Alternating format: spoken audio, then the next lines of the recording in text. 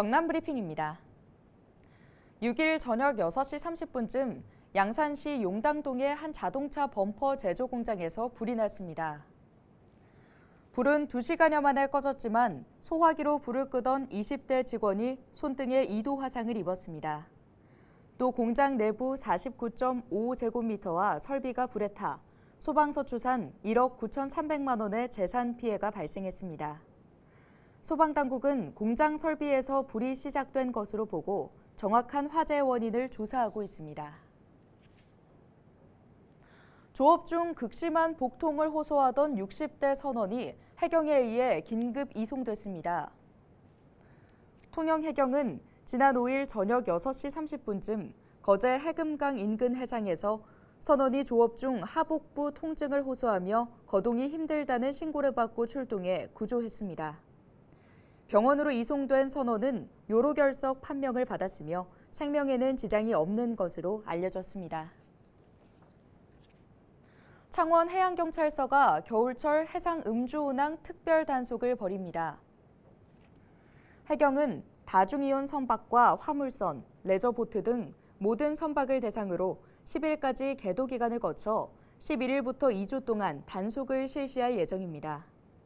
특히 지그재그 운항과 호출 미응답 등 음주운항 의심 선박에 대해서는 즉시 검문을 진행할 계획입니다.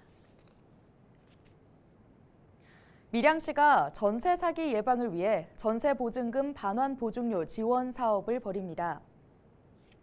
지원 대상은 올해 전세금 반환 보증에 가입한 무주택 임차인으로 임차 보증금 2억 원 이하, 기준 중위소득 180% 이하여야 합니다.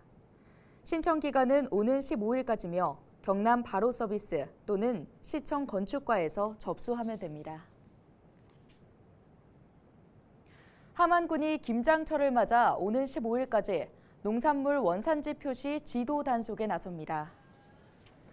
단속 대상은 대형 매장과 전통시장 등 농산물 판매업소며 원산지 표시 이행 여부와 거짓 표시, 위장 판매 행위 등을 집중 단속합니다.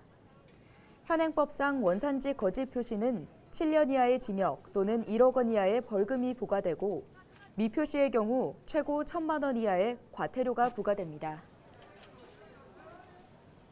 함안박물관이 개관 20주년을 기념해 특별전 마리산에서 아라가야를 보다를 내년 5월 31일까지 엽니다.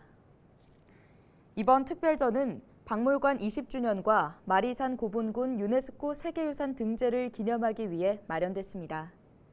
함안박물관은 이번 전시에서 마리산 고분군 45호분과 13호분 등에서 발굴된 아라가야 유물 250여 점을 선보일 예정입니다.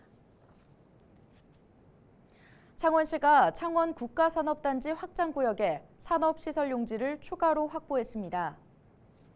지난달 국토교통부 승인을 받은 시는 국가산단 확장구역에 있는 골프장 부지 16,000여 제곱미터를 편입해 산업시설용지로 개발하기로 했습니다. 창원 국가산단 확장은 성산구 완암동과 상복동 일대 43만 6천여 제곱미터에 1,800억 원을 들여 수소와 전기 등 첨단 산업단지 조성을 추진하는 사업입니다. 밀양시가 오는 11일까지 공공근로사업에 참여할 80명을 모집합니다. 주요 업무는 재활용품 분리수거와 행정사무보조 등으로 기준 중위소득 60%, 가족재산 3억 원 이하의 18세 이상 시민이면 읍면동 행정복지센터에서 신청할 수 있습니다. 밀양시는 소득과 재산 등을 종합평가해 내년 1월 합격자를 발표할 예정입니다. 창원 해양경찰서는 미세먼지 계절관리제 시행에 맞춰 내년 3월까지 선박 연료유의 황함유량에 대한 일제 점검에 나섭니다. 이번 점검은 황함유량 기준에 적합한 연료유 사용 여부, 관련 서류 비치 등을 집중 점검할 예정입니다. 현재 선박 연료유의 황함유량 기준은 국제 한계 선박은 유종과 관계없이 0.5% 이하입니다.